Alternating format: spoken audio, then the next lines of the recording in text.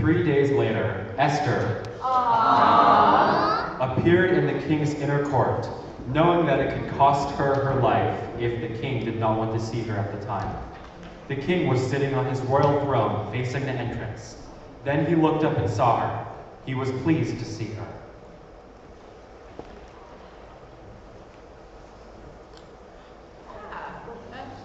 Esther. Aww. Here.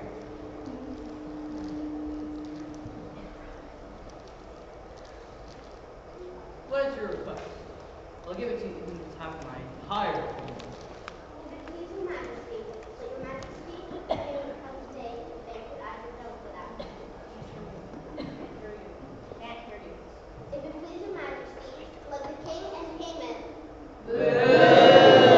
come today to a banquet I prepared for that.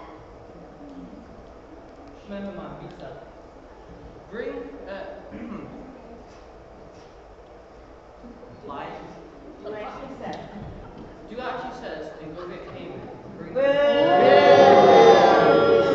Bring him to the banquet.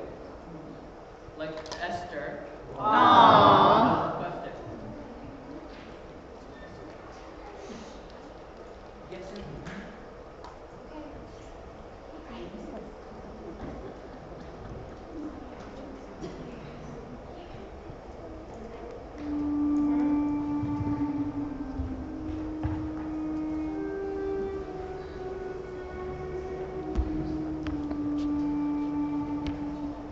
That night, Haman and the king attended Esther's banquet. The king tried to find out what Esther wanted, but she played coy and only invited him back to another banquet the next night. Haman was a happy man as he left the banquet, but he ran into Mordecai sitting at the palace gate, not standing and trembling nervously before him, and he became furious. However, Haman restrained himself and went home to his wife, Zeresh.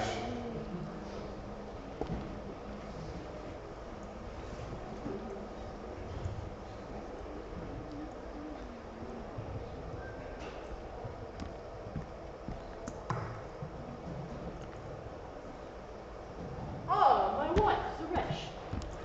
I have great wealth, a beautiful wife, and many sons. The king has promoted me to prime minister above all other nobles and officials.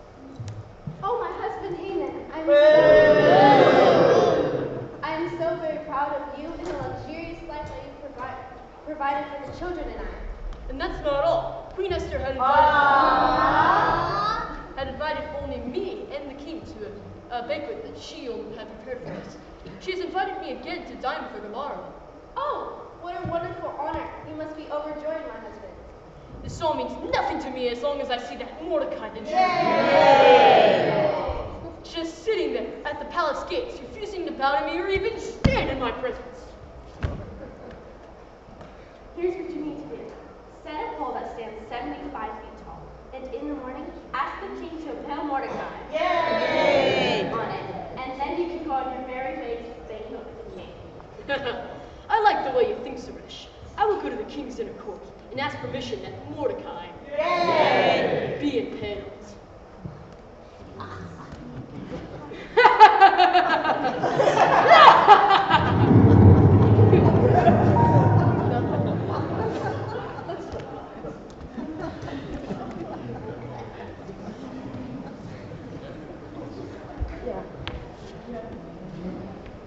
Haman had the stake built, probably on a city wall, to get the desired height. Some versions of the Bible say gallows rather than stake. However, the Hebrew word translated as gallows can also be translated as stake, which implies the impaling of the victim, a form of crucifixion. Although the Romans would later perfect crucifixion as a method of execution, the Persians actually were the ones who invented it. Therefore, for this Purim spiel, we choose the NLT version of the word meaning stake rather than gallows. Even though the satanic plot was in place, God was orchestrating matters providentially. On the night of Esther's first banquet, the king has insomnia. So he orders his attendant Harbona to bring the book of annals of his reign to be read to him.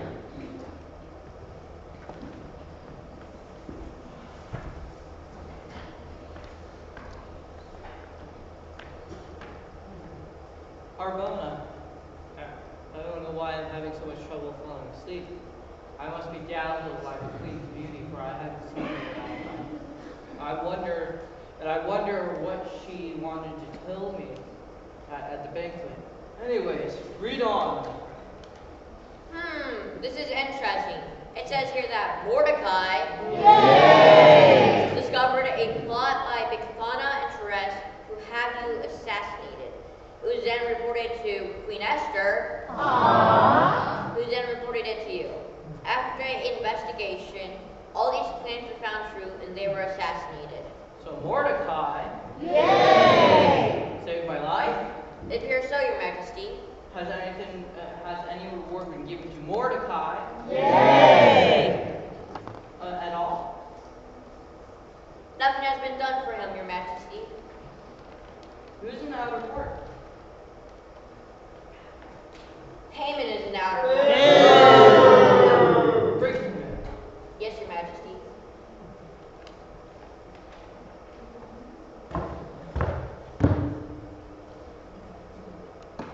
He requires your presence.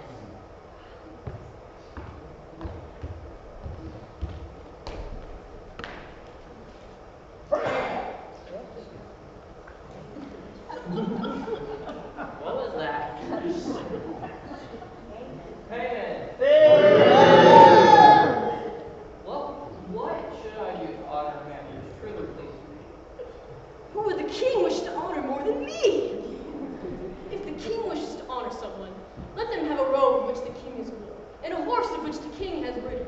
Let the robe and the horse be given to one of the king's most noble officials, and have them ride along through town proclaiming, "This is what the king does for someone he wishes to honor." Yes, that is a very good idea. Now, do as you have just said for Mordecai.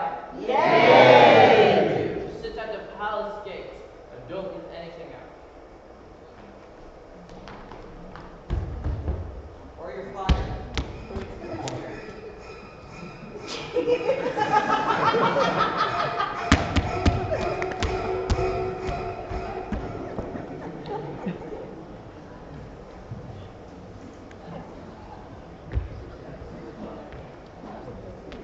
So Haman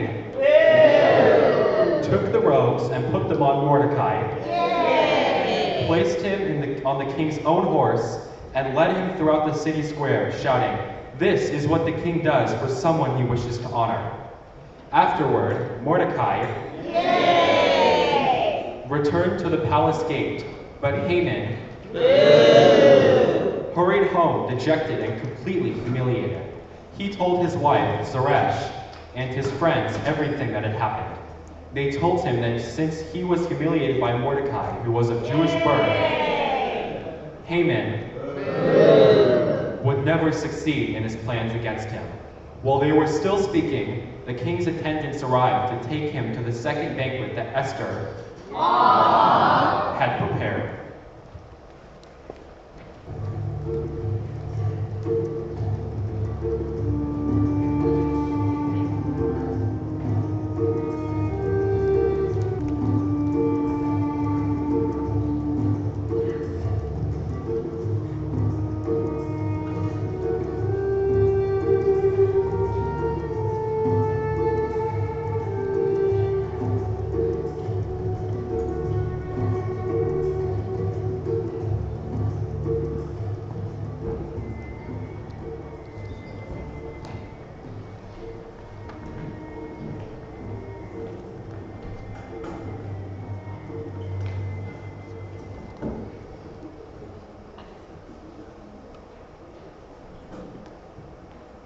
Esther. Wonderful queen. Thank you for closing this banquet. What is your request? Again, I'll give it to you to have my entire basket.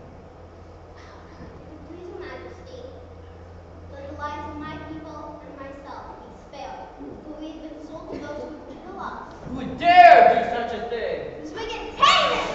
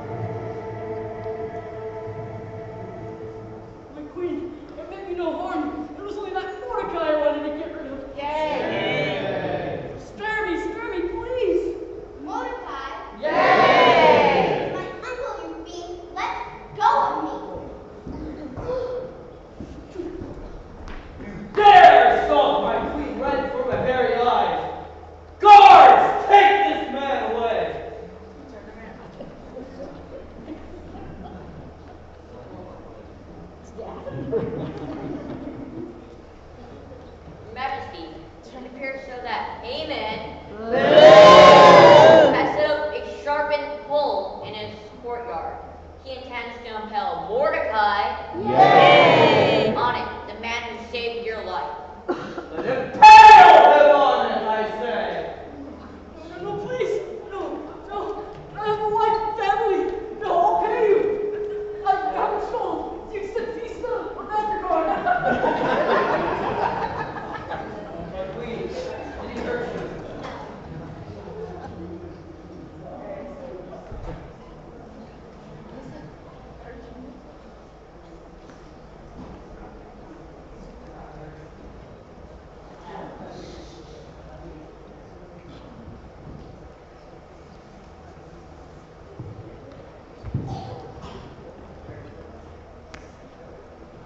The king then promoted Mordecai to the position of prime minister and granted him permission to issue a decree permitting the Jews to defend themselves and to attack anyone who meant them harm. No one could make a stand against them, for everyone was afraid of them. All the nobles of the provinces, the highest officers, the governors, and the royal officials helped the Jews for fear of Mordecai. Many of the people of the land became Jews themselves, for they were afraid of what the Jews might do to them. Haman, who had plotted to impale Mordecai on a special pole, was himself impaled on the same stake. After this time of warfare, the Jews lived in peace and prosperity.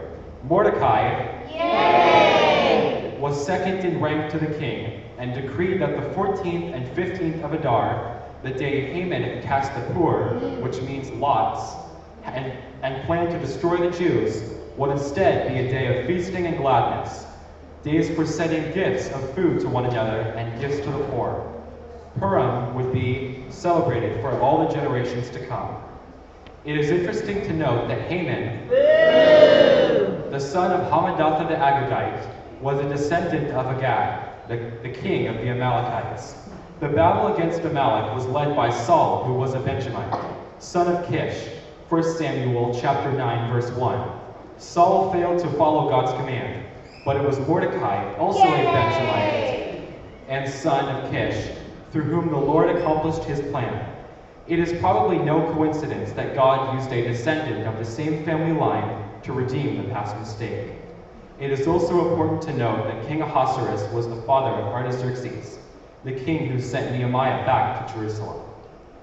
So, though unmentioned, God's providential presence is all throughout the book of Esther, particularly in preserving his people and, through them, the line of Messiah.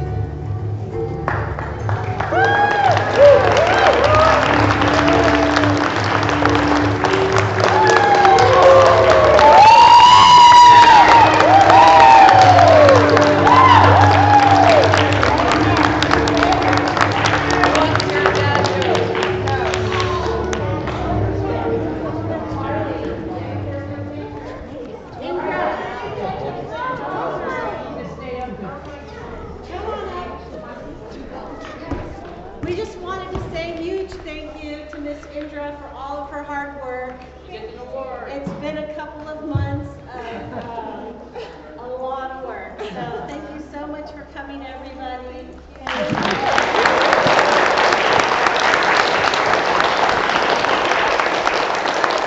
Everybody's going to stay up here for some pictures if you want to take them.